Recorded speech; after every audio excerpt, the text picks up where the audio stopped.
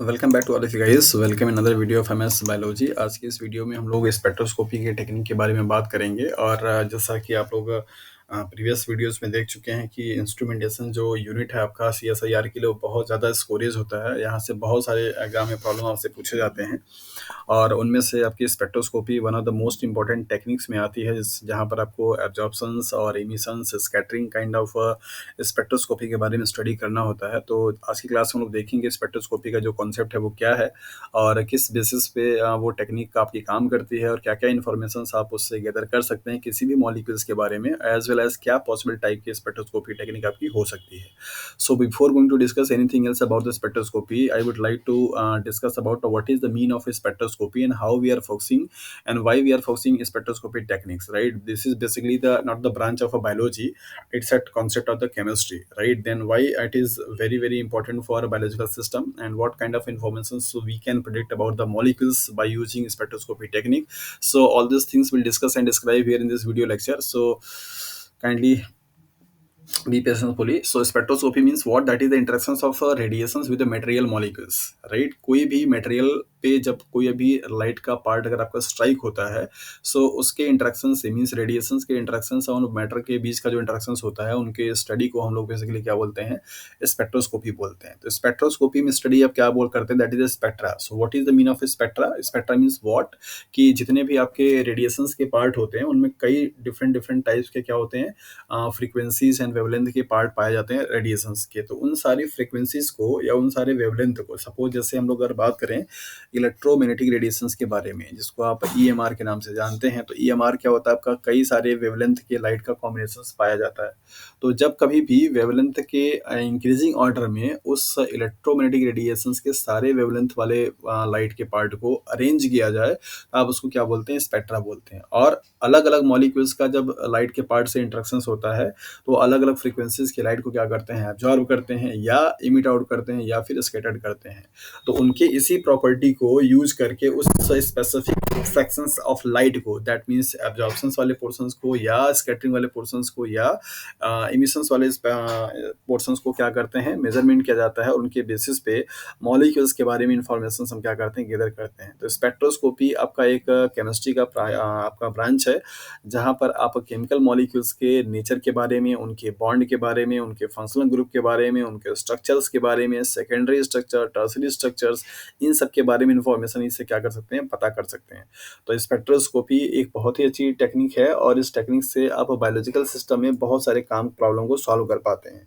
आपके biological system में जो भी मॉलिक्यूल्स पाए जा रहे हैं उनका नेचर जो होता है वो आपके सैचुरेटेड भी हो सकते हैं, डबल बॉन्डेड भी हो सकते हैं, ऑप्टिकली एक्टिव भी हो सकते हैं और डिफरेंट काइंड्स के मॉलिक्यूल हो सकते हैं। तो ये सारी जो इन्फॉर्मेशन है, आप ये सारा इन्फॉर्मेशन आप इस स्पेक्ट्रोस्कोपी टेक्निक से क्या कर सकते हैं? पता कर सकते हैं कि कौन सा मॉलिक्यूल में पाई बॉन्ड है कि नहीं है, कौन सा मॉलिक्यूल आपका पोलर है कि नहीं है, कौन से मॉलिक्यूल्स में कितने टाइप के एलिमेंट प्रेजेंट है।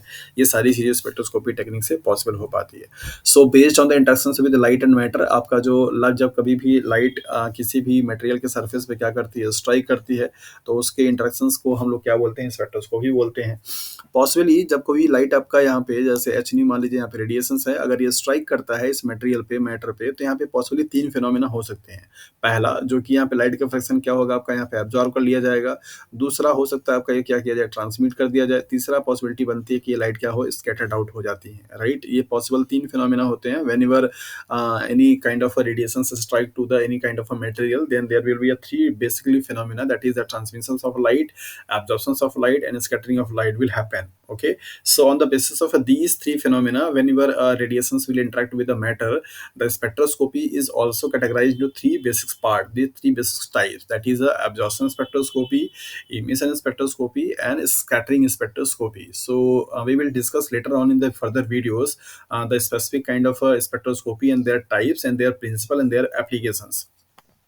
Okay, so light is the electromagnetic radiations. So what is the concept of electromagnetic radiations? Electromagnetic radiations means what? It is the combinations of a two field, that is the electric field as well as magnetic field, and these two fields are perpendicular to each other. That means there is a 90 angles is formed between the electromagnetic part as well as magnetic part, and will propagate in the directions of the light directions. जिस दिशा में, जिस directions में आपका light क्या करता है? Move करेगा, उसी डायरेक्शंस में ये दोनों पार्ट क्या करते हैं? मूव करते हैं। तो ये 2 कंपोनेंट से मिलकर के बने होते हैं। इनकी जो प्रॉपर्टी है that is one of the most important features of the electromagnetic radiation is that is they doesn't need any material medium for the propagation, right? ये इनको मूव करने के लिए किसी मटेरियल मीडियम की रिक्वायरमेंट नहीं होती। दैट मीन्स आसानी से एक प्लेस से दूसरे प्लेस पे विदाउट मीडियम के ही ये ट्रेवल कर सकते हैं। सबसे बेस्ट एग्जांपल आप देख सकते हैं, सन हमारा क्या है, सोर्स ऑफ इलेक्ट्रोमैग्नेटिक रेडिएशंस होता है, और यहाँ से निकलने वाली जो रेडिएशंस होती हैं वो आपकी क्या है, एक टाइप के इलेक्ट्रोमैग्नेटिक मीन्स ईएमआर का क्या है, एग्जांपल होती हैं। एज यू नो ऑल कि बेसिकली अर्थ के पास क्या है, एक आपका एटमॉस्फेयर होता है। Suppose this is your earth and इस अर्थ के पास आपका क्या है, एक एटमॉस्फेयर है जो कि एक गैसियस का क्या है, ब्लैंकेट होता है, और उस एटमॉस्फेयर का अपना एक क्या है, एरिया है। Suppose this line indicate the area of your atmosphere. यहाँ से लेकर के ये आपका सरफेस है अर्थ का, और यहाँ से इस फिक्स साइड तक पूरा का पूरा क्या आपका गैसियस एटमॉस्फेयर है, जिसमें कि सभी के सभी लिविंग सिस्टम और लिविंग पार्ट्स आपके क्या हैं, पाए जा रहे हैं, जिसको आप बायोस्फीयर के नाम से जानते हैं। इस एटमॉस्फेयर के ब्लैंकेट के बाद मीन्स अर्थ का जो भी आपका एटमॉस्फेयर है, जहाँ तक आपका गैसियस मॉलिक्यूल्स प्रेजेंट होते हैं, उसके बाद आपका यहाँ पे कोई भी मीडियम नहीं पाया जाता। That means they are totally vacuum. पूरा का पूरा क्या होता है, खाली होता है। तो सन और अर्थ के बीच में आपका काफ़ी लार्ज एरिया ऐसा होता है जहाँ पे कोई भी मीडियम नहीं होते हैं, कोई भी एयर पार्टिकल नहीं होता, कोई भी पार्ट होता ही नहीं है वहाँ पे, राइट? जैसा कि आपको अच्छे तरीके से पता है कि यूनिवर्स आपका सिर्फ 2 चीज़ों से मिलकर के बना है। That is one is the energy, second one is the matter. ये 2 चीज़ के अलावा और तीसरी चीज़ कोई एग्जिस्ट नहीं करती है इस नेचर में। जितना भी चीज़ हम लोग अपने आस-पास में देख रहे हैं, वो डायरेक्टली या इनडायरेक्टली कहीं न कहीं मैटर का और एनर्जी का ही क्या है, फॉर्म होते हैं। चाहे आप जो भी चीज़ देख लीजिए, राइट? तो इस एनर्जी को ट्रैवल करने के लिए मीन्स इलेक्ट्रोमैग्नेटिक रेडिएशंस को ट्रैवल करने के लिए किसी मटेरियल मीडियम की रिक्वायरमेंट नहीं होती है। तो आपका ये जो अर्थ का सरफेस है, इसके बाद का जो पूरा का पूरा एरिया वो कैसा है, वैक्यूम है। जबकि आप ये देख रहे हैं कि सन का जो पार्ट है वो आपका यहाँ से होकर के आपके इस अर्थ के एटमॉस्फेयर में भी क्या करता है, एंट्री करता है, और हम सभी लोग डेली बेसिस पे सन की लाइट को क्या करते हैं, एक्सपोज करते हैं, मीन्स एक्सपीरियंस करते हैं, राइट? तो लाइट का सन से होकर के अर्थ पे आना इस बात का फुल प्रूफ होता है कि लाइट को ट्रेवल करने के लिए किसी मटेरियल मीडियम की रिक्वायरमेंट नहीं होती है, बिकॉज अर्थ के एटमॉस्फेयर के बाद का जो एरिया होता है पूरा का पूरा कैसा होता है, वैक्यूम होता है। तो वहाँ पे कोई भी मीडियम नहीं होती है। तो अगर लाइट को ट्रेवल करने के लिए किसी मटेरियल मीडियम की रिक्वायरमेंट हो रही होती तो सन का जो रेडिएशन है वो हमारे अर्थ पे नहीं पहुंच पाता, और ना ही यहाँ पे फिर लाइफ एग्जिस्ट करती, because sun is the ultimately source of radiations. By utilising all these radiations part, plant can synthesise their own food material, and we all are the heterotrophs, and we directly और indirectly depend upon the plants resources for our foods, right? So radiations बहुत ज़रूरी है हमारी life को survive करने के लिए, sustain करने के लिए। तो ये रेडिएशंस आपका सन से जो अर्थ पे आ पा रहा है, ये इसलिए आ पा रहा है क्योंकि ये कैसा नेचर का है, इलेक्ट्रोमैग्नेटिक रेडिएशंस का टाइप, मतलब एक एग्जांपल है। और ये इस रेडिएशंस को ट्रेवल करने के लिए किसी मटेरियल मीडियम की रिक्वायरमेंट नहीं होती है। So light is a electromagnetic radiations, and electromagnetic radiation means what, that is they are composed of 2 component, that is magnetic field as well as electric field, and it can move on a speed just like a light, that is the 3 into 10 to the power 8 meter per second. Matter can either absorb, emit और scattered light। जब कभी भी material पे light आपका पड़ता है तो वहाँ पे 3 पॉसिबल फिनोमेना हो सकते हैं। या तो वो लाइट को क्या करेगा, अब्जॉर्ब करेगा, या तो लाइट को क्या करेगा, इमिट करेगा, और या तो लाइट को क्या करेगा, स्कैटर्ड करेगा। ये 3 पॉसिबल फिनोमेना वहाँ पे होते हैं। ओके, एंड स्पेक्ट्रोस्कोपी को क्या क्या किया जा सकता है, use to qualitative and quantitative study of a material. Spectroscopy की टेक्निक से आप किसी भी स्पेसिफिक काइंड ऑफ मॉलिक्यूल्स के क्वालिटेटिव एंड क्वांटिटेटिव स्टडी के बारे में पता कर सकते हैं। मीन्स व्हाट, क्वालिटेटिव का मतलब क्या होता है, जब अगर आपको पता करना हो, सपोज आपको मानना है कि यहाँ पे एक काइंड का मॉलिक्यूल अगर आपका प्रेजेंट है कि नहीं है, आप इसका डिटेक्शन करना चाहते हैं, आप इसको स्क्रीन करना चाहते हैं कि क्या इस सैंपल में कोई एक स्पेसिफिक एक काइंड का मॉलिक्यूल प्रेजेंट है कि नहीं है, ऐसे स्टडी को आप बोलते हैं क्वालिटेटिव, राइट? और अगर आपने जब ये श्योर हो गए कि इस मिक्सचर में जहाँ पे कई सारे मॉलिक्यूल्स थे आपके ABCD इस तरीके से, और यहाँ पे ए वाला मॉलिक्यूल आपका प्रेजेंट है, so how much concentration of that compound will have, तो इस चीज को पता करने के लिए आप क्या बोलते हैं, that is a quantitative study बोलते हैं। तो क्वांटिटेटिव का मतलब होता है उसकी क्वांटिटी कितनी प्रेजेंट है, क्वालिटेटिव का मतलब है कि वो प्रेजेंट है कि नहीं है। इन दोनों चीजों को करने के लिए आप स्पेक्ट्रोस्कोपी टेक्निक को यूज कर सकते हैं, राइट?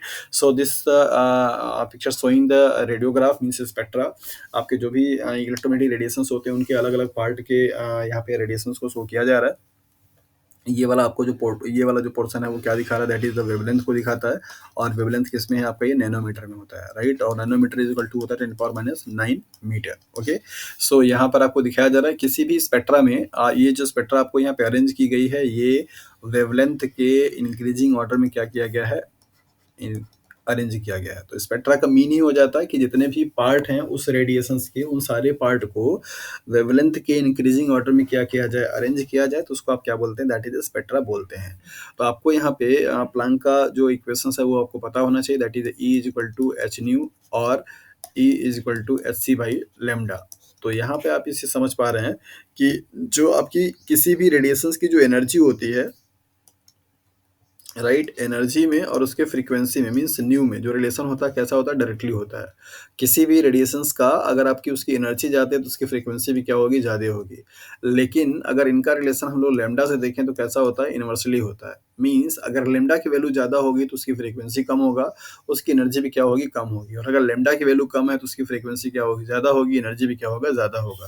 तो जैसे अगर आपके पूरे इलेक्ट्रोमैग्नेटिक रेडिएशंस के स्पेक्ट्रा में अगर हम लोग बात करें, तो रेडियो वेव्स जो होते हैं उनकी वेवलेंथ क्या है, लैम्डा की वैल्यू सबसे हाईएस्ट होती है, तो उनकी फ्रीक्वेंसी सबसे क्या होगी, कम होगी, उनकी एनर्जी सबसे क्या होगा, कम होगा। While we are considering X-rays, तो एक्सरे आपका क्या है, इस स्पेक्ट्रा में सबसे आपका लेफ्ट कॉर्नर पे पाया जाता है, इसकी लैम्डा की वैल्यू क्या होती है, सबसे शॉर्टर होती है। दैट इज वाई इसका जो एनर्जी होगा या जो उसकी फ्रीक्वेंसी होगी वो सबसे क्या होगी, हाईएस्ट होगी। That is why we always avoid to expose the X-ray radiations, जहाँ कहीं पे भी एक्सरे का इमिशन हो रहा होता है उससे हम लोग क्या करते हैं, अपने आप को बचने की कोशिश करते हैं। या यूवी रेडिएशन जहाँ पे हो रही होती है वहां से हम लोग बचने की कोशिश करते हैं, because they are dangerous for us, they can causes ionisation, they can split up our cells and they can causes mutations in our bodies, right. Because these kind of radiation have very very high energy, तो इनके पास क्या होता है, energy बहुत ही ज़्यादा होता है। तो एनर्जी में या फिर उनके फ्रीक्वेंसी में या फिर उनके लैम्डा में क्या रिलेशन है, आप उसको इस इक्वेशन से देख सकते हैं। यहाँ पर आपको लिखा गया है E equal to H nu, जहाँ पे एच क्या है, प्लांक कांस्टेंट है, न्यू क्या है आपकी इस रेडिएशंस का फ्रीक्वेंसी है, और ई क्या है, एनर्जी है। और आप इस न्यू की वैल्यू को एच सी बाई लेमडा भी लिख सकते हैं, तो E equal to H C by lambda भी हो जाता है। तो ये तीन क्वांटिटी आपको यहाँ पे बताया जा रहे हैं लाइट के, that is the frequency, energy and wavelength means lambda.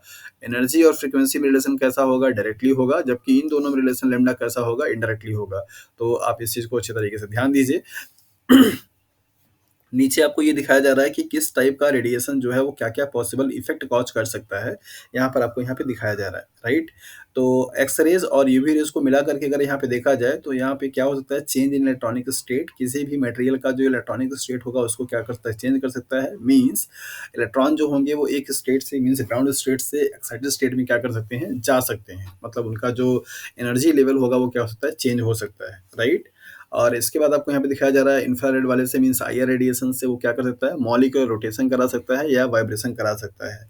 और माइक्रोवेव्स और रेडियो वेव्स मिलकर क्या कर सकते हैं, चेंज इन रोटेशन स्टेट, आपकी जो भी मतलब मॉलिक्यूल्स का रोटेशन हो रहा है लाइट को एब्जॉर्व करने के बाद उनके स्टेट को क्या कर सकता है, चेंज कर सकता है। यहाँ पे आपके इलेक्ट्रॉन स्पिन भी हो सकते हैं, जिससे आप न्यूक्लियर स्पिन के नाम से मतलब इलेक्ट्रॉन स्पिन भी हो सकता है और न्यूक्लियर स्पिन भी आपके हो सकते हैं।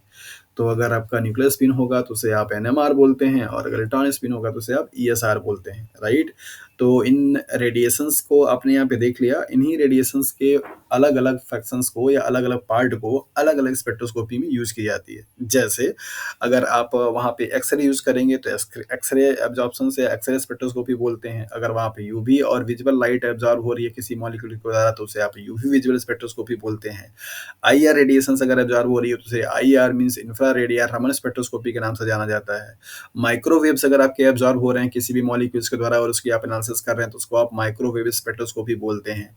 और अगर आपका वहाँ पे माइक्रोवेव एब्जॉर्ब है तो उसको आप ईएसआर के नाम से भी जानते हैं, जो कि इलेक्ट्रॉन का क्या करता है, स्पिन कॉज करता है, तो आप उसे ESR means electron spin resonance के नाम से जानते हैं। और अगर आपकी कोई भी मटेरियल जो कि रेडियो वेव्स की लाइट को ऑब्जॉर्व करता है तो वहाँ पे जो स्पेक्ट्रा होता है उससे आप बोलते हैं NMR means nuclear magnetic resonance. So this is the concept of the spectra, and now we will move to the kind of a spectroscopy and what are their possible types. So types of spectroscopy means what, that is absorption, emissions and scattering. तो ये किसके basis पे किया गया, ये light के phenomena के basis पे कि सपोज आपका कोई मटेरियल पे अगर लाइट यहाँ पे पड़ रहा है तो वो लाइट आपका क्या हो सकता है, अब्ज़ॉर्ब हो सकता है। तो जब कभी भी लाइट के उस फ्रैक्शंस को हम लोग क्या करते हैं, कंसीडर करते हैं, जो कि उस मटेरियल द्वारा क्या किया गया है, अब्ज़ॉर्ब किया गया है, तो उसको आप क्या बोलेंगे? Absorption spectroscopy. और अगर उस मटेरियल के द्वारा जो लाइट का पोर्शन आपका वहाँ पे सपोज़ ये लाइट आपकी यहाँ पे इंसिडेंट हो रही है, ये लाइट आपका क्या हो गई? स्कैटर्ड हो गई। तो राइट, अगर इस स्कैटर्ड वाले पोर्शंस को क्या स्टडी करेंगे, तो उसको आप क्या बोलते हैं? Scattering spectroscopy. और लाइट जो आपका यहाँ पे एब्जॉर्ब हुआ है, अगर आप इस वाले पोर्शन को स्टडी करेंगे तो क्या बोलते हैं उसको? Absorption spectroscopy. जो लाइट आपकी इमिट आउट हो रही है उस मटेरियल के द्वारा, उसको आप क्या बोलेंगे? Emission spectroscopy. So further videos में हम लोग देखेंगे one by one emission, absorption और स्कैटरिंग टाइप के एंटी स्पेक्ट्रोस्कोपी के बारे में, क्या इनका टाइप्स हो सकता है, क्या इनके पॉसिबल यूजेस हो सकते हैं, और इनका कहाँ कहाँ पे एप्लीकेशंस होता है, राइट।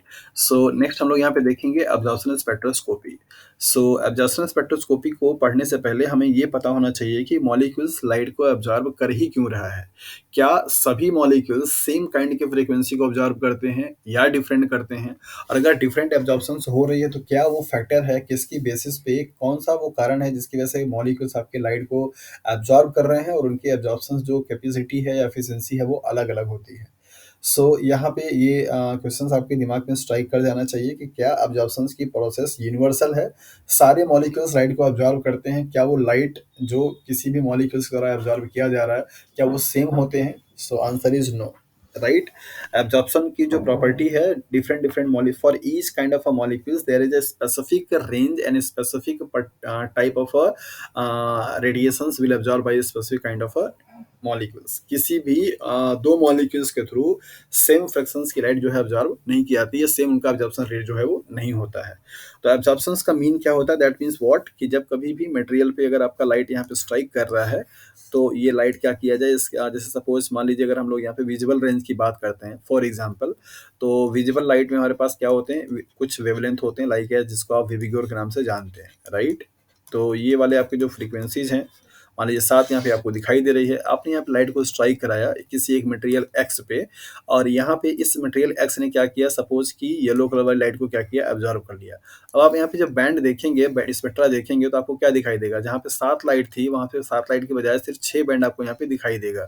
मान लीजिए पहला वाला किसका है? आपका ये वॉयलेट का है, फिर इसके बाद आपका ये इंडिगो का है, फिर इसके बाद मान लीजिए आपका ये किसका है? ब्लू का है, और इसके बाद फिर आपका किसका? ये ग्रीन का है, राइट। और इसके बाद आपका येलो यहाँ पे मिसिंग है, देन इसके बाद आपका क्या आ जाएगा? ऑरेंज आ जाएगा, और ऑरेंज के बाद फिर क्या आ जाएगा? रेड आ जाएगा, राइट। इस तरीके से आपको स्पेक्ट्रा यहाँ पे दिखाई देगा। तो ये जो फ्रैक्शन का लाइट आपका इस एक्स मटेरियल के द्वारा क्या किया गया? एब्जॉर्ब किया गया। इसी पोर्शंस को आप एब्जॉर्प्शन स्पेक्ट्रोस्कोपी में क्या करते हैं? स्टडी करते हैं।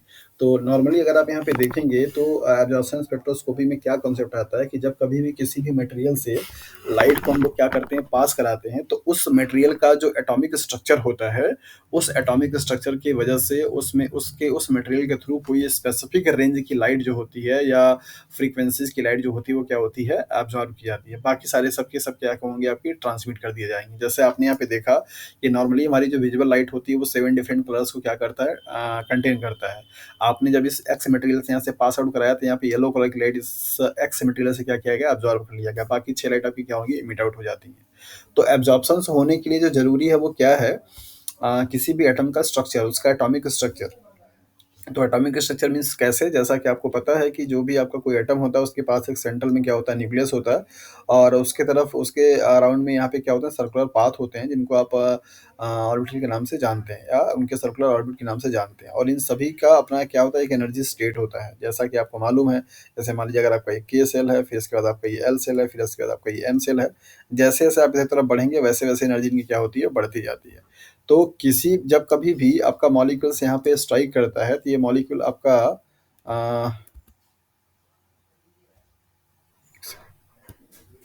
ओके, रिकॉर्डिंग लगा है। तो ये मॉलिक्यूल आपका जब यहाँ पे लाइट पड़ेगा, तो इस एक स्टेट में जो आपके इलेक्ट्रॉन होते हैं, इन इलेक्ट्रॉन का क्या होता है? यहाँ पे ट्रांजिशन होता है, राइट। तो जैसे सपोज कीजिए अगर आपको यहाँ पे इस तरीके से दिखाया जाए कि इनके दो स्टेट्स हैं, मान लीजिए ये आपका ये ग्राउंड स्टेट है, राइट। और एनर्जी आपका इलेक्ट्रॉन आपका यहाँ से जंप मतलब एक्साइटेड होकर के कहाँ पे गया? यहाँ पे गया, राइट। और ये आपका क्या है? एक्साइटेड स्टेट है। तो ये जो आपका ग्राउंड स्टेट की एनर्जी है, जिसको आप ग्राउंड स्टेट की एनर्जी को आप ई जी के नाम से जानते हैं, और स्ट्रेटोस्फेरिक एनर्जी को आप ई के नाम से जानते हैं। तो इन दोनों के बीच में एनर्जी में क्या होगा, आपका डिफरेंस आएगा जिसको आप डेल्टा ई के नाम से जानते हैं, राइट। तो डेल्टा ई की जो वैल्यू होती है, ये जो आपकी फ्रीक्वेंसी होगी, उस फ्रीक्वेंसी का जो मैचअप होगा, मीन्स उस फ्रीक्वेंसी की लाइट जो आपकी इस रेडिएशंस में जो स्ट्राइक कर रही है, जो पाई जाएगी, जब उससे क्या करता है, मैच करता है, तब जाकर क्या करेगा, वो लाइट को एब्जॉर्ब करेगा। तो मतलब ये हुआ कि लाइट को एब्जॉर्ब करने के लिए क्या कंडीशन जरूरी है कि जब कभी भी स्पेसिफिक मटेरियल पे कोई लाइट का पार्ट आपका स्ट्राइक कर रहा है, तो वहां पे इलेक्ट्रॉनिक क्या होते हैं, ट्रांजिशंस होते हैं। मीन्स इलेक्ट्रॉन्स आपका क्या करता है, ग्राउंड स्टेट से एक्साइटेड स्टेट में जाता है। तो उस ग्राउंड स्टेट से एक्साइटेड स्टेट में जाने के लिए जो एनर्जी का डिफरेंस होता है, मतलब यहाँ पे एनर्जी आपकी क्या होगी, लो होगी, और यहाँ पे एनर्जी क्या होगा, आपका हाई होगा। तो इन दोनों के बीच में क्या होंगे, डिफरेंस आएगी, कोई एक वैल्यू आएगी, और ये जो वैल्यू आपकी आएगी, इसकी जो फ्रीक्वेंसी, मतलब ये जो वैल्यू होगी आपकी इस रेडिएशंस में से, जो इसकी वैल्यू को क्या करेगा, मैच करेगा, वही पार्ट क्या करेगा, आपका ये एब्जॉर्ब करेगा। दैट इज वाई सारे एटम्स क्या होते हैं, अलग अलग फ्रीक्वेंसी की लाइट को ऑब्जॉर्व करते हैं, क्योंकि सभी एटम्स का इलेक्ट्रॉनिक जो स्टेटमेंट होता है, जो इलेक्ट्रॉनिक स्ट्रक्चर्स होते हैं, वो अलग होते हैं। जैसा कि आपको पता है, एलिमेंट का जो एटॉमिक नंबर होता है, वो सबका क्या होता है, अलग अलग होंगे। और अगर एटॉमिक नंबर आपके अलग हैं, तो वहाँ पे नंबर ऑफ इलेक्ट्रॉन भी अलग होंगे। नंबर ऑफ इलेक्ट्रॉन अगर अलग होंगे, तो उनका अरेंजमेंट जो होगा, वो भी क्या होगा, आपका अलग अलग होगा। तो that is why delta E की वैल्यू सारे एटम्स के लिए क्या होता है, अलग अलग आता है। दैट इज वाई सबके सभी एटम्स आपके अलग अलग एनर्जी क्या करते हैं, एब्जॉर्व करते हैं। ओके। तो यहाँ पर हम लोग देख लेते हैं, by using this type of spectroscopy we can find qualitative and quantitative information about the sample. Absorption kind of spectroscopy को यूज करके आप किसी भी मटेरियल के क्वालिटेटिव एंड क्वांटिटेटिव इन्फॉर्मेशन के बारे में बता सकते हैं। मतलब कि उस सैंपल में वो मॉलिक्यूल प्रेजेंट है कि नहीं है, पहले तो ये पता चलेगा, जिसको आप बोलेंगे क्वालिटेटिव। और अगर वो सैंपल प्रेजेंट है, तो कितना काइंड में, जैसे मान लीजिए हमने यहाँ पे क्या किया, एक सैंपल लिया, और कई सारे यहाँ पे एटम है, लाइक जो सोडियम है, लाइक जो कैल्शियम है, लाइक जो पोटेशियम है, लाइक एज फॉस्फेट है, लाइक एज मैग्नीशियम है। और हमको यहाँ पे क्या करना था, सोडियम को ट्रैक करना था। तो पहले हमने क्या किया, एब्जॉर्प्शन स्पेक्ट्रोस्कोपी लगाया, और यहाँ पे देखा कि हाँ, यहाँ पे सोडियम प्रेजेंट है, राइट। अब तो इसको आप क्या बोलेंगे, दैट इज अ क्वालिटेटिव बोलेंगे। और अगर आपका सोडियम कितना प्रेजेंट है, ये हमको क्वांटिफिकेशन करना, तो उसे आप क्या बोलेंगे, क्वांटिटेटिव एनालिसिस बोलेंगे।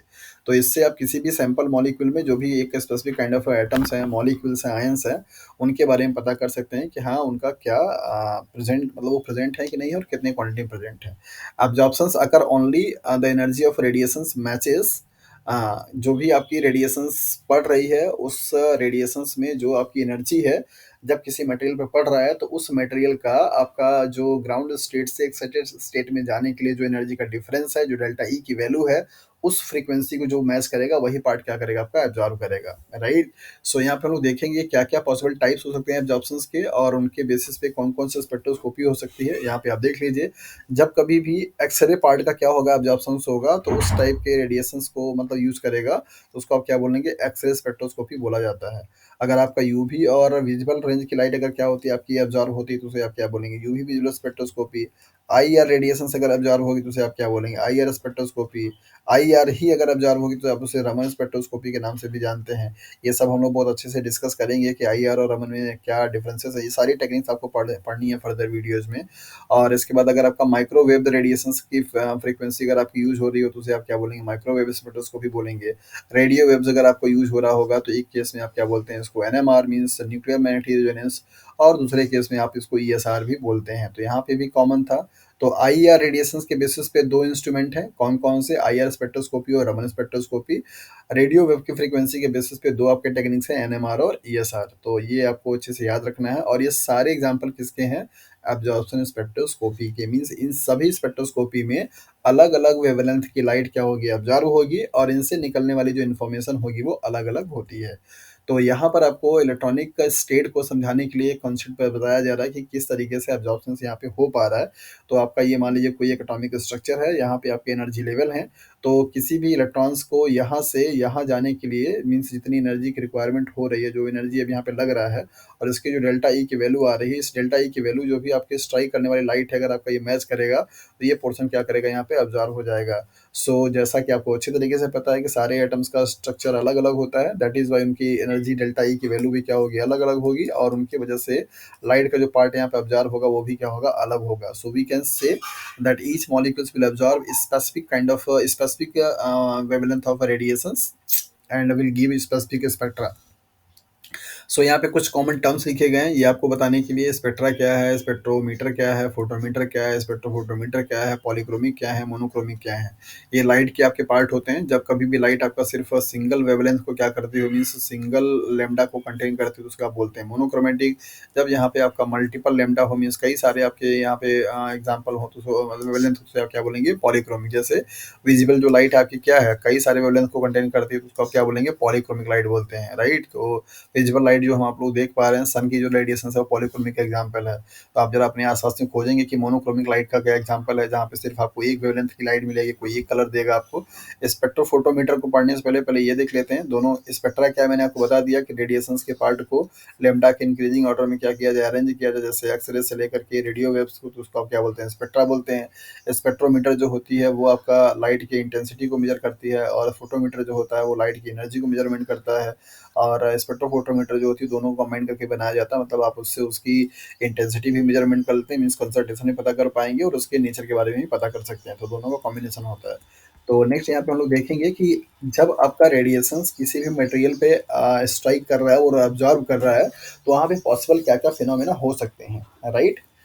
तो अगर आपका कोई भी मटेरियल एक्स रेज को ऑब्जॉर्व करता है, तो वहाँ पे क्या होगा, आयनाइजेशन होगा। मीन्स मान लीजिए आपका कोई ए एटम है, और यहाँ पे आपने क्या किया, एक्स रेज को एक्सपोज करा दिया, तो यहाँ पे ए एटम्स क्या करेगा, अपना इलेक्ट्रॉन क्या करेगा, लॉस कर देगा। मतलब यहाँ से इलेक्ट्रॉन क्या होंगे, आपके निकल जाएंगे। इलेक्ट्रॉन जब ये निकलेगा तो क्या बन जाएगा, ए पॉजिटिव बन जाएगा, और इलेक्ट्रॉन आपके क्या होंगे, फ्री हो जाएंगे। तो इस तरीके से आपका जो एक्स रेज होता है वो आयनाइजेशन कॉज करता है। और यही जो आपके फ्री इलेक्ट्रॉन्स होते हैं, ये जाकर के किसी भी न्यूक्लियोफाइल पे क्या करते हैं, अटैक करते हैं, और जहाँ पे रिएक्शंस को डिस्टर्ब करने का काम करते हैं। तो that is why X-ray radiation हमारे लिए क्या होता है, हार्मफुल होता है। ये म्यूटेशंस को भी कॉज करते हैं, और इनसे सेल भी हमारी डिस्टर्ब हो जाती है, सेल भी हमारी खराब होती है। तो एक्सरेज क्या काम करेगा, आयनाइजेशन काम करेगा। मतलब कि जब कभी भी सेल्स पे या टिश्यूज पे पड़ेगा, तो वहाँ से इलेक्ट्रॉन को क्या करता है, इतनी इसके पास एनर्जी होती है ना, कि ये जो इलेक्ट्रॉन्स आपको यहाँ पे दिखाई दे रहे हैं ऐसे नॉर्मली इस तरीके से एक सेल्स में आपको, तो ये इलेक्ट्रॉन जो होते हैं, अगर जब आपका यहाँ पे एक्सरेज क्या करेगा, पड़ेगा, तो ये इलेक्ट्रॉन क्या करते हैं, बाहर निकल जाते हैं, मीन्स जंप कर जाते हैं। तो ये पूरा का पूरा आपका आयंस के फॉर्म में बन जाता है। नॉर्मल कंडीशंस में एटम जो होते हैं न्यूट्रल होते हैं, जब कभी इलेक्ट्रॉन्स आपका निकलेगा या ऐड होगा, तो वहाँ पे आयंस का फॉर्मेशन हो जाता है। यूवी रेडिएशन अगर किसी भी मटेरियल पे क्या करती है, स्ट्राइक कर, मतलब अगर आपका एब्जॉर्ब होगा, तो वो क्या करता है, आयनाइजेशन भी कॉज कर सकता है, इलेक्ट्रॉनिक ट्रांजिशन भी कॉज कर सकता है। तो जैसा कि आपको पता है कि यूवी जो आपके यहाँ पे तीन कैटेगरी में होते हैं। यूवी आपका जो होता है वो तीन कैटेगरी में होता है, UV far, UV near and UV mid. तो उसमें से कुछ आपके जो होते हैं आयनाइजेशन भी कर सकते हैं, और इसके बाद आपका क्या होगा, इलेक्ट्रॉनिक ट्रांजिशन भी कर सकते हैं। तो इलेक्ट्रॉनिक ट्रांजिशन का मतलब क्या हुआ, कि एक इलेक्ट्रॉन जो कि आपका ग्राउंड स्टेट में था, यहाँ से आपका कहाँ जाएगा, हायर एनर्जी लेवल वाले पे। तो एक एनर्जी लेवल से दूसरे एनर्जी लेवल पे जाने के प्रोसेस को इलेक्ट्रॉनिक ट्रांजिशन के नाम से जाना जाता है। Visible spectroscopy means visible light भी आपका क्या कॉज करेगी, इलेक्ट्रॉनिक ट्रांजिशन ही कॉज करेगा, जो कि यूवी कर रहा था। आईआर जो रेडिएशन होगी वो क्या करेगी, मॉलिक्यूल्स को वाइब्रेट कराएगी। मतलब उसके पास इतना सफिशिएंट एनर्जी नहीं होगा कि वो इलेक्ट्रॉन को ट्रांजिट करा सके, लेकिन वो मॉलिक्यूल्स को वाइब्रेट जरूर करा सकेगा। माइक्रोवेव जो होगा वो मॉलिक्यूल को सिर्फ रोटेट कराएगा, वाइब्रेशन कराने के लिए भी उसके पास एनर्जी नहीं है। और रेडियो वेव जो होगी सिर्फ और सिर्फ न्यूक्लियर को स्पिन करा सकती है, इलेक्ट्रॉन को स्पिन करा सकती है। तो ये जैसे जैसे आप नीचे की तरफ आ रहे हैं, यहाँ पे इनकी एनर्जी क्या हो रही है, घट रही है, और लेमडा क्या हो रही है, बढ़ रही है। तो एनर्जी घटने की वजह से उन पे होने वाले जो पॉजिटिव ट्रांजिशंस हैं वो सब के सब क्या हो रहे हैं, चेंज होते जा रहे हैं, राइट। सो नेक्स्ट हम लोग यहाँ पे देखेंगे यूवी विजुअल स्पेक्ट्रोस्कोपी। सो यूवी विजुअल स्पेक्ट्रोस्कोपी का क्या कॉन्सेप्ट है, एब्जॉर्प्शन के टाइप पे क्या करती है, मींस ये बेस्ड होती है, और यहाँ पे जो रेडिएशंस के पार्ट यूज किए जाते हैं वो यूवी और विजिबल के रेंज में यूज किए जाते हैं। और ये इन्फॉर्मेशन किसके किसके बारे में देता है, साइज के बारे में, फॉर्म्स के बारे में, फ्लेक्सिबिलिटी ऑफ मॉलिक्यूल्स के बारे में, या इलेक्ट्रॉनिक स्टेट के बारे में भी, स्ट्रक्चर के बारे में भी आपको ये बताता है, राइट। तो energy absorption by a molecule can affect three transition types. जब भी कोई मटेरियल के द्वारा अगर आपका UV radiation, UV visible spectroscopy मतलब रेडिएशन अगर ऑब्जॉर्व किया जाता है, तो वहाँ पे आपके तीन पॉसिबल टाइप्स हो सकते हैं। इलेक्ट्रॉनिक एंड रोटेशन हो सकता है, वाइब्रेशन हो सकते हैं, ट्रांजिशन हो सकता है। तो ये पॉसिबल आपकी चीज़ें हैं। तो इलेक्ट्रॉनिक ट्रांजिशन हो सकता है, रोटेशनल ट्रांजिशन हो सकता है, और वाइब्रेशनल ट्रांजिशन भी हो सकता है। मतलब पॉसिबल ही है कि वहाँ पे इलेक्ट्रॉन आपका एक सेल से दूसरे सेल्स में जा सकता है, मॉलिक्यूल्स आपका रोटेट कर सकता है, मॉलिक्यूल आपका वाइब्रेट कर सकता है। ये पॉसिबल तीन आपके क्या होते हैं, ट्रांजिशंस होने के चांसेस बनते हैं। Molecular structure that absorb UV light, UV visible light typically possesses several conjugate double bond।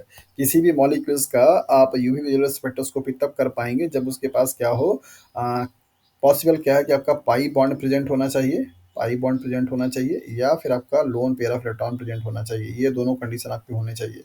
मतलब दोनों मॉलिक्यूल्स में से कोई, दोनों कंपाउंड में से कोई एक कंडीशन आपका मीट करेगा, तभी जाकर के वो कंपाउंड आपका यूवी विजिबल स्पेक्ट्रोस्कोपी से स्पेक्ट्रोस्कोपी दे पाएगा। या तो उसके पास क्या हो, डबल बॉन्ड प्रेजेंट हो, मीन्स पाई बॉन्ड प्रेजेंट हो, या तो उसके पास क्या हो, loan pair of electron present हो।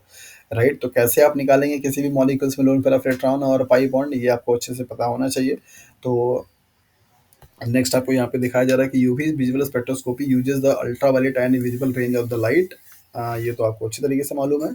और उसकी जो रेंज होगी 100 टू 400 नैनोमीटर होती है यूवी रेंज की, और 400 टू 800 नैनोमीटर होता है आपका विजुअल रेंज का। तो ये यहाँ से लेकर के यहाँ तक, मीन्स 100 से लेकर के, मीन्स यहाँ से लेकर के यहाँ तक की रेंज की लाइट आप यूवी विजुअल स्पेक्ट्रोस्कोपी में क्या कर सकते हैं, यूज़ कर सकते हैं। और उससे आपका क्या होगा, जो भी आपके एनालिसिस करनी होगी मॉलिक्यूल्स का, आप कर सकते हैं। मीन्स क्या कि वो सारे मॉलिक्यूल्स जिनकी अब्जॉर्प्शन रेंज बेसिकली आपका क्या है, 100 से लेकर के 400 के 800 के नैनोमीटर के बीच में आती है, उन सारे मॉलिक्यूल्स के एनालिसिस आप कर सकते हैं यूवी विजुअल स्पेक्ट्रोस्कोपी से। और उन वही मॉलिक्यूल्स ऑब्जर्व कर पाएंगे जिनके पास आपका क्या हो, पाई बॉन्ड प्रेजेंट हो, मीन्स डबल बॉन्ड प्रेजेंट हो, या फिर आपके loan pair of electron present हो। इनके बारे में तभी आप स्टडी कर पाएंगे। कैसे निकालेंगे ये भी हम लोग डिस्कस करेंगे लेटर ऑन। तो ये आपको यहाँ पे स्ट्रक्चर दिखाया जा रहा है यूवी विजुअल स्पेक्ट्रोस्कोपी का, कि सपोज आपका ये लाइट का सोर्स है, that means this one is the source of radiation. यहाँ पे आपने लाइट को पास आउट कराया है, तो यहाँ पे आपके एक डिस्पर्सिव प्रिज्म लगे हुए हैं जो कि लाइट को पूरा स्कैटर्ड कर रहा है। और यहाँ पर आपका मोनोक्रोमेटर लगा होगा जो कि एक फ्रीक्वेंसी की लाइट को क्या करेगा, सिर्फ पास कराएगा, बाकी सारी लाइट क्या होंगी आपके यहाँ पे हट जाएंगी। तो ये सैंपल आपका यहाँ पे ऑब्जर्व करेगा। इसके बाद क्या होगा, यहाँ पे डिटेक्टर एनालाइज करेगा यहाँ कौन से फ्रीक्वेंसी की लाइट आपकी जो है ऑब्जर्व हुई है और कितना ऑब्जर्व हुई है, उसके बारे में भी वो बताता है। तो यूवी विजुअल स्पेक्ट्रोस्कोपी बेसिकली आपका किसी भी मॉलिक्यूल्स का एनालिसिस कर सकता है दो तरीके से, कितना कॉन्सेंट्रेशन प्रेजेंट है ये भी बताता है, और कौन सा टाइप का मॉलिक्यूल प्रेजेंट है ये भी बताने का काम करता है। तो यहाँ पर आपको एक फिगर दिखाया जा रहा है कि जब कभी भी आप यूवी विजुअल स्पेक्ट्रोस्कोपी की बात करते हैं, तो इस स्पेक्ट्रोस्कोपी में कौन कौन से पॉसिबल ट्रांजिशन हो सकते हैं, इसके बारे में आपको यहाँ पे बताया जा रहा है। यहाँ पे कुछ कॉन्सेप्ट लिखे गए हैं, जैसे sigma bond, pi bond, sigma star, पाई स्टार और एन।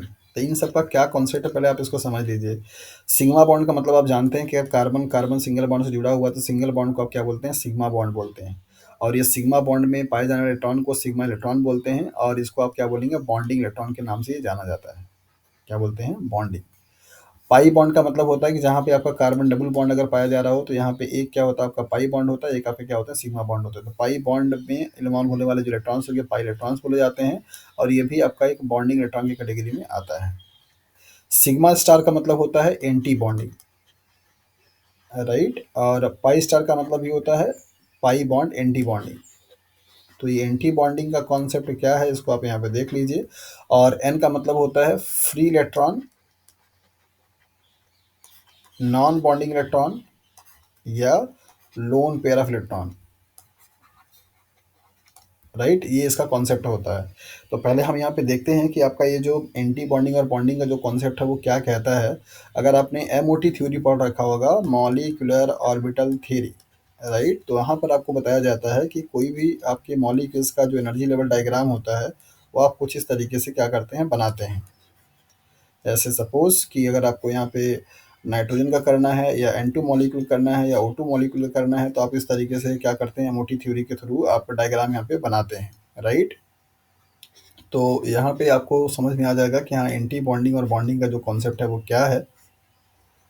तो सपोज हमने यहाँ पे क्या किया है, ये एस है, मीन्स मान लीजिए इसको 1s है, और ये आपका क्या है 2p है सपोज, या इसको आप 2s मान लीजिए, 2s है ये आपका, राइट।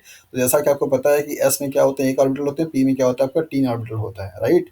तो यहाँ पे आपको जो ऊपर नीचे दिखाया जा रहा है, ये नीचे वाला जो होता है वो क्या बताता है, बॉन्डिंग इलेक्ट्रॉन या बॉन्डिंग ऑर्बिटल, और ये वाला जो होता है क्या बताता है, एंटी बॉन्डिंग बताता है, राइट। तो यहाँ पे जब चूंकि एस वाले में हमेशा क्या बनता है, सिग्मा बॉन्ड बनता है, तो इसको आप क्या बोलते हैं, सिग्मा, क्या बोलते हैं, सिग्मा बॉन्डिंग इलेक्ट्रॉन ऑर्बिटल। और ये एंटी बॉन्डिंग होता है, तो उसको आप क्या बोलते हैं, सिग्मा स्टार, क्या बोलते हैं, सिग्मा स्टार बॉन्डिंग ऑर्बिटल, ऐसे ही ये आपका क्या है, पाई है मीन्स पी है, तो उसको आप क्या बोलते हैं, पाई बॉन्डिंग। और ये आपका क्या होगा, एंटी बॉन्डिंग, उसका क्या बोलते हैं, पाई स्टार। तो एंटी बॉन्डिंग वाले को स्टार से और बॉन्डिंग वाले को विदाउट स्टार से हम क्या करते हैं, रिपेंड करते हैं। एंटी बॉन्डिंग वाले की एनर्जी हमेशा क्या होती है, ज़्यादा होती है, और बॉन्डिंग वाले की एनर्जी क्या होती है, आपकी कम होती है। इसे देखिए यहाँ पे अगर 2s में बात करें तो 2s में दो ऑर्बिटल हो गए, एक आपका जैसे ये इधर की तरफ और ये आपका इधर की तरफ। तो यहाँ पे एक आपका क्या होगा, बॉन्डिंग होगा, दूसरा क्या होगा, आपका एंटी बॉन्डिंग होगा। तो बॉन्डिंग वाले की एनर्जी लेवल क्या होगी, आपकी कम होगी, इसमें दो इलेक्ट्रॉन भरे जाएंगे, यहाँ के जो इलेक्ट्रॉन्स होंगे उनकी एनर्जी लेवल ज़्यादा होगी। सिमिलरली यहाँ पे जो इलेक्ट्रॉन्स होंगे उनकी एनर्जी आपकी कम होगी, और यहाँ वाले जो इलेक्ट्रॉन्स होंगे मीन्स ये वाले, इनकी एनर्जी क्या होगी, आपकी ज़्यादा होगी। इस तरीके से आपको यहाँ पे दिखाया जाता है, राइट। तो बॉन्डिंग और एंटी बॉन्डिंग का क्या कॉन्सेप्ट है आपको यहाँ पे समझ में आया। और इसके बाद हम लोग देख लेते हैं नॉन बॉन्डिंग का, means loan pair of electron का। तो लोन पेयर ऑफ इलेक्ट्रॉन आप कैसे बताते हैं, इसको आप यहाँ पे समझिए।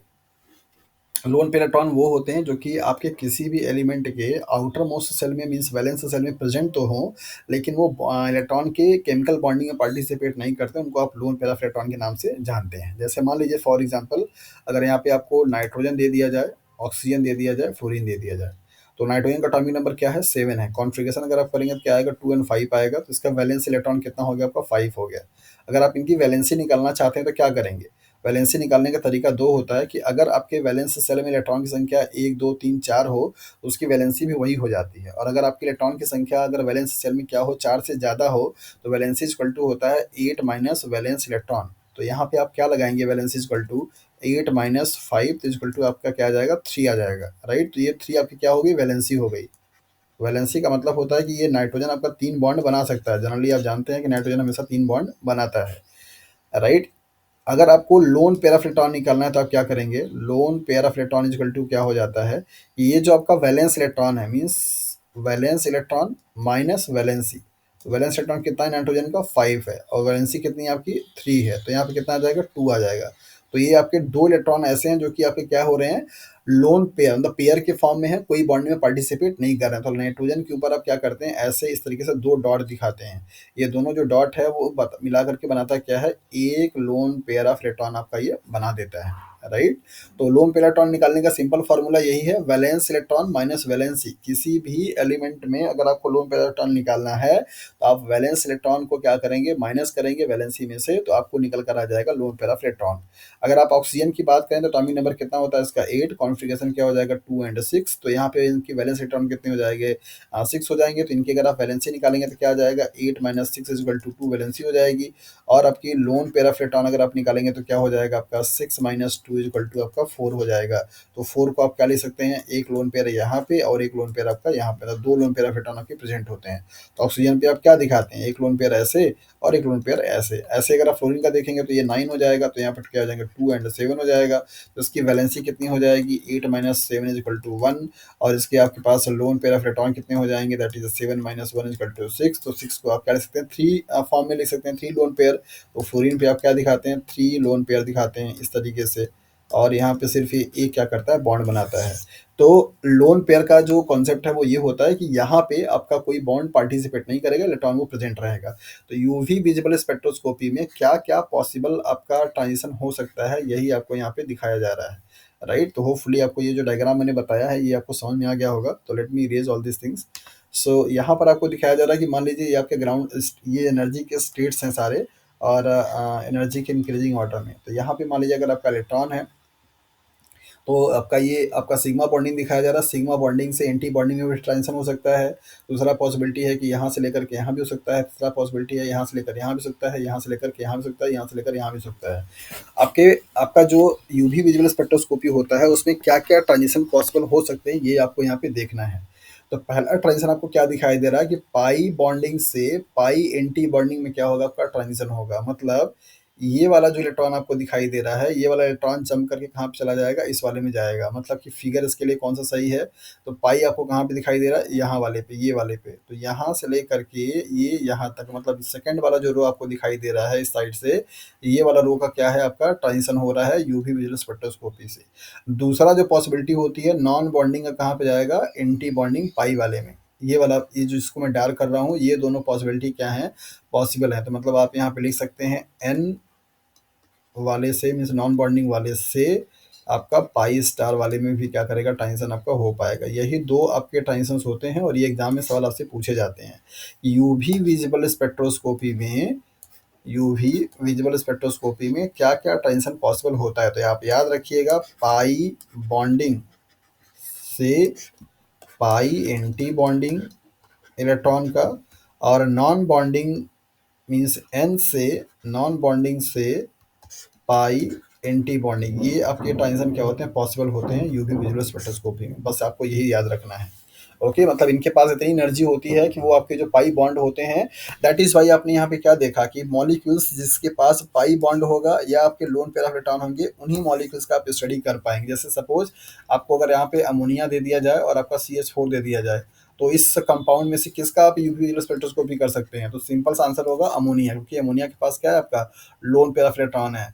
अगर आप यहाँ पे देखेंगे तो कार्बन के पास कोई लोन पेयर ऑफ इलेक्ट्रॉन भी नहीं है और डबल बॉन्ड भी प्रेजेंट नहीं है। क्या CO2 मॉलिक्यूल्स का किया जा सकता है स्पेक्ट्रोस्कोपी, सो यस किया जा सकता है। कार्बन डाइऑक्साइड के मॉलिक्यूल के पास क्या होता है, कार्बन डबल बॉन्ड ऑक्सीजन होता है।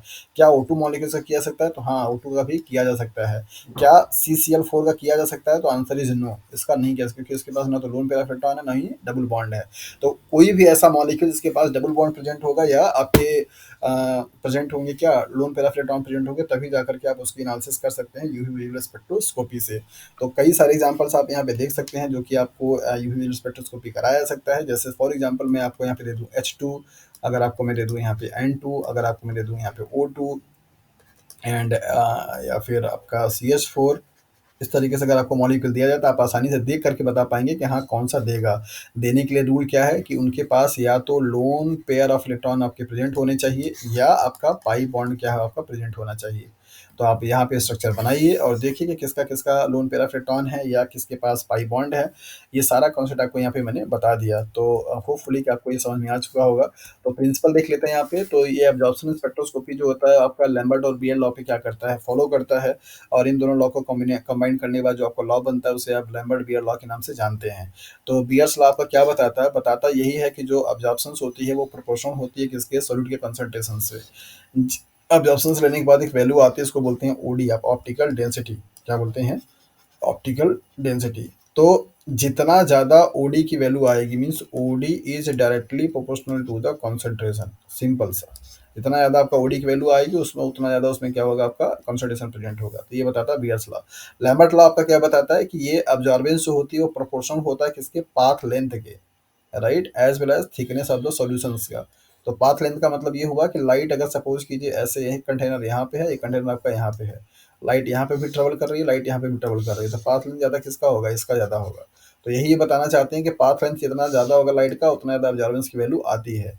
सो इस पाथ लेंथ को यूनिफॉर्म करने के लिए जो स्पेक्ट्रोफोटोमीटर में क्यूबिट यूज किए जाते हैं, उनको एक यूनिट साइड का क्या किया जाता है, यूज किया जाता है। मतलब कि 1/1 का 1 ml का भी यूज़ करते हैं, 3 ml का भी यूज़ करते हैं, इस तरीके से यूज़ किया जाता है। तो यहाँ पे पाथ लेंथ आपकी कांस्टेंट हो जाती है। अब आपका जो अब्जॉर्बेंस आता है वो सिर्फ डायरेक्टली प्रोपोर्शनल किसके होता है, दैट इज द कंसंट्रेशन के प्रोपोर्शनल होता है, राइट। तो आप स्पेक्ट्रोफोटोमीटर में यूज़ करते हैं तो ओडी की वैल्यू आती है, ओडी की वैल्यू जितना ज़्यादा आएगा उतना ज़्यादा उस मॉलिक्यूल का क्या होगा, कॉन्सेंट्रेशन प्रेजेंट होता है। तो इसी प्रिंसिपल पे क्या करता है, बेस्ड होता है आपका spectrophotometer, UV visual spectroscopy, right. So molecule that contain pi bond or non-bonding orbitals will give UV visual spectroscopy। ये पॉइंट आपके पूरे यूवी विजुअल स्पेक्ट्रोस्कोपी के सबसे की पॉइंट कहलाएगा कि कौन सा मॉलिक्यूल आपका यूवी विजुअल स्पेक्ट्रोस्कोपी देगा। सिर्फ ऐसे मॉलिक्यूल जिनके पास पाई बॉन्ड होगा, जिनके पास पाई पाई बॉन्ड होगा, और या तो उनके पास क्या होगा, नॉन बॉन्डिंग इलेक्ट्रॉन्स होंगे, means loan pair of electron होंगे, वही वाले मॉलिक्यूल्स आपके सिर्फ क्या दे सकते हैं, यूवी स्पेक्ट्रोस्कोपी दे सकते हैं। तो आप इन दोनों पॉइंट को बहुत अच्छे से समझ लीजिए, बाकी सारा आपका यूवी स्पेक्ट्रोस्कोपी कॉन्सेप्ट क्लियर हो जाएगा। ये पॉइंट और प्लस आपका ये transition pi to pi star और एन टू पाई स्टार, ये दो पॉइंट सिर्फ आपको पूरा ध्यान रखना रहेगा इस पूरे यूवी स्पेक्ट्रोस्कोपी के लिए। बाकी रेंज वेंज तो आपको अच्छी तरीके से पता है कि हाँ 100 से लेकर के आपका 800 नैनोमीटर जो होती है वो आपका यूवी विजिबल स्पेक्ट्रोस्कोपी का क्या होता है, एग्जाम्पल मतलब आपका रेंज होता है। तो यही आपको इसमें प्रिंसिपल है। So that all about the UV visible spectroscopy. Hopefully कि आपको स्पेक्ट्रा क्या है, स्पेक्ट्रोस्कोपी किस तरीके से काम करता है, ये प्रिंसिपल आपको समझ में आया होगा। बाकी चीज़ें जो होंगी हम लोग नेक्स्ट फर्दर वीडियोज में क्या करेंगे, स्टडी करेंगे। एक चीज़ आपको यहाँ पे और समझा देते हैं, ट्रांसमिटेंस एंड अब्जॉर्बेंस का क्या कॉन्सेप्ट होता है। अगर मान लीजिए कोई यहाँ पे सैंपल सॉल्यूशन है और लाइट आपको यहाँ पे दे दिया जाए और आपसे बोला जाए कि इसकी एब्जॉर्बेंस जो रेट परसेंटेज है वो मान लीजिए कितना है, 10% है, राइट। तो 10% अगर आपका लाइट एब्जॉर्ब हुआ तो जो ट्रांसमिटेंस की परसेंटेज आएगी कितनी आएगी, 90% आएगी, राइट। तो अगर कोई भी मटेरियल अगर लाइट को क्या करता है 100% एब्जॉर्ब कर लेता है, तो वहाँ पे ट्रांसमिटेंट की वैल्यू क्या हो जाएगी, 0% हो जाएगी। और अगर आपको वहाँ पे ट्रांसमिटेंट की वैल्यू आपको 100% दे रखा होगा, इसका मतलब वहाँ पे एब्जॉर्बेंस की वैल्यू क्या होगी, 0 होगी। तो आपसे कभी कभी ये देकर पूछता है कि अगर कोई मटेरियल आपका लाइट पास कराया गया, उसके लिए ट्रांसमिटेंट की वैल्यू मीन्स टी की वैल्यू दे दी गई है 50%, तो वहाँ पे एब्जॉर्बेंस कितना होगा। तो आपको सिंपल सा याद रखना है कि ट्रांसमिटेंस जो होती है जस्ट इन्वर्सली होती है एब्जॉर्बेंस की। अगर एब्जॉर्बेंस 10% हो रहा होगा तो बाकी लाइट क्या हो रही है, ट्रांसमिट हो रही है, मीन्स 90% लाइट क्या हो रही है, ट्रांसमिट हो जा रही है। और अगर आपकी एब्जॉर्बेंस 90% हो रही है तो लाइट क्या होगा, 10% एब्जॉर्ब होगा। ये वाला कॉन्सेप्ट आप अच्छे से याद रखिएगा, इसी के बेसिस पे आपको कभी कभी प्रॉब्लम बना करके देख लेता है। So that's all about, guys. What is the meaning of spectroscopy and what the principle there, different kinds, and UV spectroscopy क्या है, इसके बारे में हम लोगों ने स्टडी किया। फर्दर वीडियोस में हम लोग बाकी Raman spectroscopy, IR spectroscopy, NMR spectroscopy, बाकी जो चीज़ें होंगी उनको हम लोग स्टडी करेंगे। ओके, तो आज के लिए इतना ही, एंड होपफुली कि आपको ये वीडियो काफ़ी हेल्प करेगा आपके CSIR के प्रिपरेशंस में। एंड वन थिंग मोर, अगर आप CSIR के प्रिपरेशंस कर रहे हैं और अगर आप ऑनलाइन क्लासेस से जुड़ना चाहते हैं तो उस गिवन नंबर पे कॉल करके या मैसेज करके अपनी डाउट्स को, एक वेरी को पूछ सकते हैं। Okay, so thank you for watching this video.